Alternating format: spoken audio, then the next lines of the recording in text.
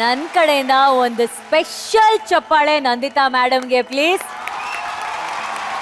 ಇವತ್ತು ನೀವು ಈ ಹಾಡನ್ನ ಹಾಡಿ ನಿಜವಾಗ್ಲೂ ವೇದಿಕೆ ಮೇಲೆ ಒಂದು ಹೊಸ ರೀತಿಯ ಹಬ್ಬನ ಸೃಷ್ಟಿ ಮಾಡಿದಿರಾ. ಎಂತ beautiful singing. And Prithvi, Nandita madam, ಇಲ್ಲಿ ನಿಂತು ಹಾಡುವಂತ ಆ ಎಕ್ಸ್ಪೀರಿಯನ್ಸ್ ಹೇಗಿತ್ತು? ಬಹಳ ನರ್ವಸ್ ಆಗಿದ್ದೆ, ಬಟ್ ನಮ್ಮ ಗುರುಗಳ ಎದುರುಗಡೆ ಕುತ್ಕೊಂಡಿದ್ರೆ ಇನ್ಸ್ಪಿರೇಷನ್.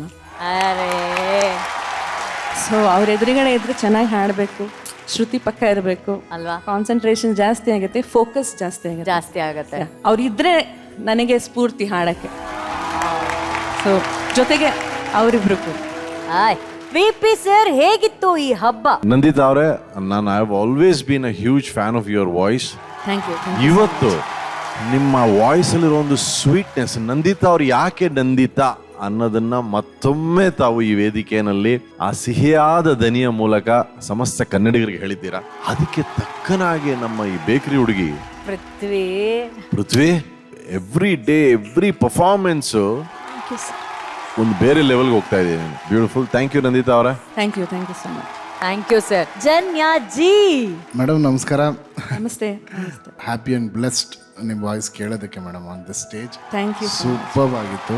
ಖಂಡಿತ ಆ್ಯಸ್ ಅ ಫ್ಯಾನ್ ನಾನು ಕೂಡ ಕೂತ್ಕೊಂಡು ಬಹಳ ಎಂಜಾಯ್ ಮಾಡಿದೆ. ಆ್ಯಂಡ್ ನನಗೆ ಪೃಥ್ವಿ ನೋಡಿದ್ರೆ ಬಹಳ ಖುಷಿ ಆಯ್ತು. ಯಾಕಂದರೆ ಪೃಥ್ವಿನೂ ಕೂಡ ನಿಮ್ಮ ಥರದ್ದೇ ಒಂದು ಮೆಲಡಿಯಸ್ ವಾಯ್ಸ್. ನಿಮ್ಮ ಸೇವೆ ಕನ್ನಡ ಮ್ಯೂಸಿಕ್ಗೆ ಭಾಳ ಹೆಚ್ಚಾಗಿದೆ. ಅದೇ ರೀತಿ ಅವಳದು ಆಗಬೇಕು. All the best. Thank you sir. Thank you sir.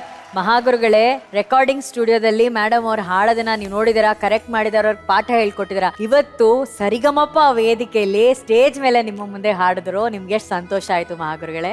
ನಿಜವಾಗ್ಲೂ ಚೆನ್ನಾಗಿ ಹಾಡಿದ್ರಿ ಇಬ್ಬರು. Thank you. ಅದೇ ಇವ್ರು ಪ್ರಾರಂಭ ಮಾಡೋವಾಗಲೇ ಇಬ್ಬರದು ಕಂಠ ಶ್ರುತಿಯಲ್ಲಿತ್ತು.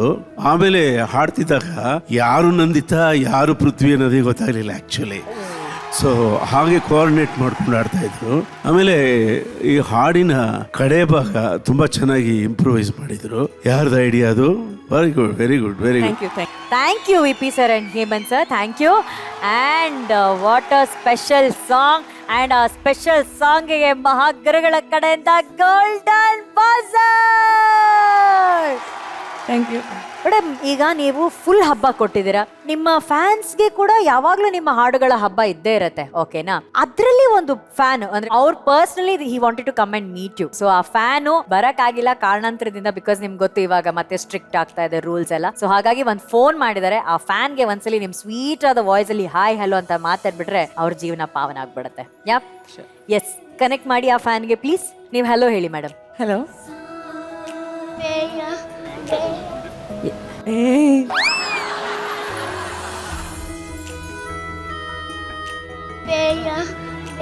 ನನ್ ಮಗ ಅದು.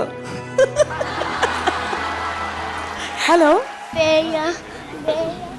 ಬೇಡ ಬೇಡ ಅಂತ ಇದ್ದಾನೆ, ಮಾತಾಡಲ್ಲ ಅಂತ. ಅಯ್ಯೋ, ಏನು ಅವನ ಹೆಸರು? ರೇಯಾನ್ಶ್. ಎಷ್ಟು ವಯಸ್ಸು ಅವನಿಗೆ? 3. ಯಾರ ತರ? ನಿಮ್ ತರನಾ ನಿಮ್ಮ ಹಸ್ಬೆಂಡ್ ತರನ? ಅವರು ಗುಣದಲ್ಲಿ ಐ ಥಿಂಕ್ ಹಸ್ಬೆಂಡ್ ತರ, ನೋಡಕ್ ಸ್ವಲ್ಪ ನಿಮ್ ತರ ಇಷ್ಟು ಬ್ರೈಟ್ ಅಂಡ್ ವೈಟ್ ಆಗಿರ್ತಾರೆ. ರೇಯಾನ್ಶ್ ಅಲ್ವಾ? ಇವ್ರ ತರ ಏನಾದ್ರು ಇರ್ತಾರೆ ಮೇಡಮ್ ಅವರು? ಯಾರ್ತರ?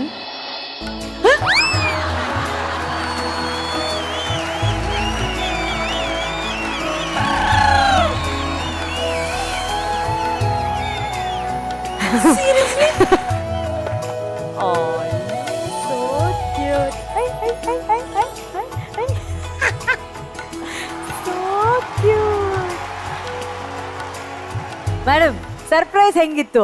Seriously shock. ನನಗೆ ಶಾಕಾ? ಖುಷಿ ಆಯ್ತಾ? ತುಂಬಾನೇ ಖುಷಿ ಆಯ್ತು. ಅವ್ರ ಪರಿಚಯ ನೀವೇ ಮಾಡ್ಕೊಳ್ಬೇಕು. ಇದು Rakesh, husband. Hello Rakesh, welcome to Sa Re Ga Ma Pa championship. But Nandita madam, ನಿಮ್ಮ ಜೀವನದಲ್ಲಿ ಅವನ್ ಎಷ್ಟು ಸ್ಪೆಷಲ್ ನನಗೆ ಹೇಳಕ್ಕೆ ಆಗ್ತಾ ಇಲ್ಲ, ಅಷ್ಟು ಖುಷಿಯಾಗಿದೆ. Thank you so much Zee Kannada ಟೀಮ್ಗೆ, ಸರಿಗಮ ಟೀಮ್ಗೆ. ಇವನು ನಮ್ಗೆ ಸ್ಪೆಷಲ್ ಅಂದ್ರೆ ನಮ್ಮ life actually. So sweet, so sweet, so sweet, very precious. So sweet. ಈ ಫ್ಯಾಮಿಲಿ ಏನಿದೆ, ರಾಕೇಶ್ ಅವರು, ನಂದಿತಾ ಅವರು ಹಾಗೂ ರಿಯಾನ್ಶ್ ಅವ್ರು ಏನಿದ್ದಾರೆ, ಈ ಒಂದು ಪಿಕ್ಚರ್ ಪರ್ಫೆಕ್ಟ್ ಫೋಟೋದಲ್ಲಿ ಇನ್ನೊಂದು ವಿಶೇಷತೆ ಸೇರ್ಬೇಕು. ಆ ವಿಶೇಷತೆನ ಬರಮಾಡಿಕೊಳ್ಳೋಣ.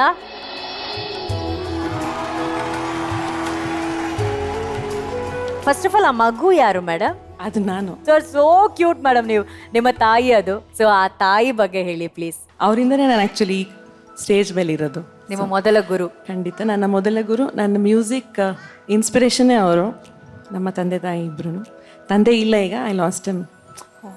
ಸೊ ಅಮ್ಮ ಒಬ್ಬರು ಇವಾಗ ಸ್ಟ್ರೆಂತ್ ನಮ್ಮಿಬ್ರಿಗೂ. He lost his parents, so she is the one ಇವಾಗ ನಮಗೆ. ಅವ್ರ ಹೆಸರು ಜಾನಕಿ ಅಂತ, ಅವರು ವೀಣಾ ನುಡಿಸ್ತಾರೆ. ಓ, ವೀಣೆ ನುಡಿಸ್ತಾರೆ. ವೇದಿಕೆ ಮೇಲೆ ಅವರು ಕೂಡ ಬಂದಿದ್ದಾರೆ. ಅವ್ರನ್ನ ಕೂಡ ನೀವೇ ಹೋಗಿ ಸ್ವಾಗತಿಸ್ಬೇಕು ಪ್ಲೀಸ್.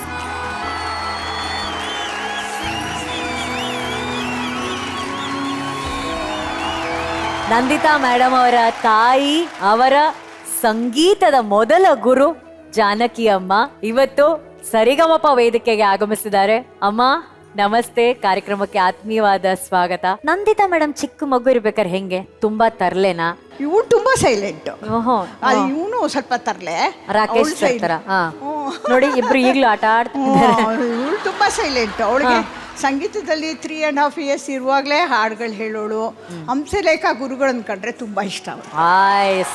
ಅದು ಯಾವಾಗ್ಲಿಂದ ಅಂದ್ರೆ ಅವಳು ಒಂದು 8-10 ವರ್ಷದ ಹುಡುಗಿ ವೀಣೆನಲ್ಲಿ, ಅವಾಗ ಹೋಲ್ ಅವ್ರದ್ದು ರಣಧೀರ ಅವಾಗೆಲ್ಲ ಬಂದಿತ್ತಲ್ಲ ಸಿನಿಮಾಗಳದ್ದು, ಎಲ್ಲದು ವೀಣೆನಲ್ಲಿ ನುಡ್ಸೋಳು, ಪ್ರೋಗ್ರಾಮ್ಸ್ ಕೊಡ್ತಿದ್ರು ಅವಾಗ್ಲೇ ಅಷ್ಟು ಚಿಕ್ಕ ಏಜ್ ಅಲ್ಲಿ ಸ್ಟೇಜ್ ಮೇಲೆ.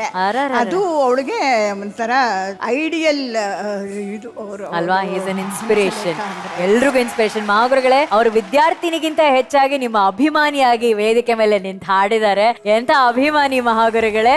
ಆಯಮ್ಮ ಅವರು ಒಂದು ಗುರುಕುಲ. ಅವರು ಯಾರೇ ಬಂದ್ರು ಅವ್ರಿಗೆ ಸ್ವರ ಕಲಿಸೋದು, ವೀಣೆ ಕಲಿಸೋದು, ಸಂಗೀತ ಕಲಿಸೋದು, ಅವ್ರಿಗೆ ಅದೊಂದು ಅಭ್ಯಾಸ. ಈವನ್ ನನ್ನ 2 ಮಕ್ಕಳಿಗೂ ಅವರೇ ವೀಣೆ ಹೇಳ್ಕೊಟ್ಟಿದ್ದು.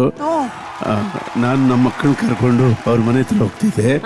ಆ ರೀತಿಯ ಒಂದು ಗುರುಕುಲ ಚನ್ನರಾಯಪಟ್ಟಣದಿಂದ ಬೆಂಗಳೂರಿಗೆ ಬಂದು ಬೆಂಗಳೂರಿನಲ್ಲಿ ನಿರಂತರವಾಗಿ ಸುಮಾರು 40 ವರ್ಷಗಳಿಂದಲೂ ಸಂಗೀತ ಹೇಳ್ಕೊಡೋ ಕೆಲಸನೇ ಮಾಡ್ತಿದ್ದಾರೆ. ಅದೊಂದು ದೊಡ್ಡ ತ್ಯಾಗದ ಬದುಕು ಆಕ್ಚುಲಿ.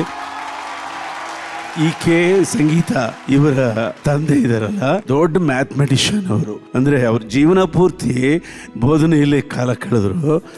ಈ ವಾಸ್ ವಂಡರ್ಫುಲ್ ಟೀಚರ್. ನಾವು ಅವ್ರನ್ನ ಕಳ್ಕೊಂಡ್ವಿ ಆಕ್ಚುಲಿ. ಜಾನ್ ಕಮ್ನವರು ನಂದಿತಾ ಭವಿಷ್ಯಕ್ಕೋಸ್ಕರ ತುಂಬಾನೇ ಸ್ಯಾಕ್ರಿಫೈಸ್ ಮಾಡಿದ್ದಾರೆ. ಹಾಗೆ ಆಕೆ ಕೂಡ ತನ್ನ ಪ್ರತಿಭೆಯನ್ನ ಪ್ರದರ್ಶಿಸಿ ಈ ಸ್ಥಾನಕ್ಕೆ ಬಂದಿದ್ದಾಳೆ. ಮುಖ್ಯವಾಗಿ ಪ್ರತಿಭೆಗಳ ಮೇಲ್ ಬರೋದು ಬೇರೆ, ಆದ್ರೆ ಒಬ್ಬ ಗುರು ಸಂಗೀತವನ್ನು ನಿರಂತರವಾಗಿ ಕಲಿಸೋದಿದೆಯಲ್ಲ, ಅದು ಕರ್ನಾಟಕದಲ್ಲಿ ಬಹಳಷ್ಟು ಮನೆಗಳಲ್ಲಿ ಸಾಧ್ಯವಾಗಿದೆ. ಅದಕ್ಕೆ ಕರ್ನಾಟಕ ಸಂಗೀತ ನಮ್ಮಲ್ಲಿ ಇಷ್ಟೊಂದು ಗಟ್ಟಿಯಾಗಿ ತಳ ಊರಿರೋದು ಆ ಕೀರ್ತಿಗೆ ಕಾರಣ ಜಾನ್ ಕಮ್ನವರೇ ಆಗಿದ್ದಾರೆ ಅಂತ ಕಾರಣ.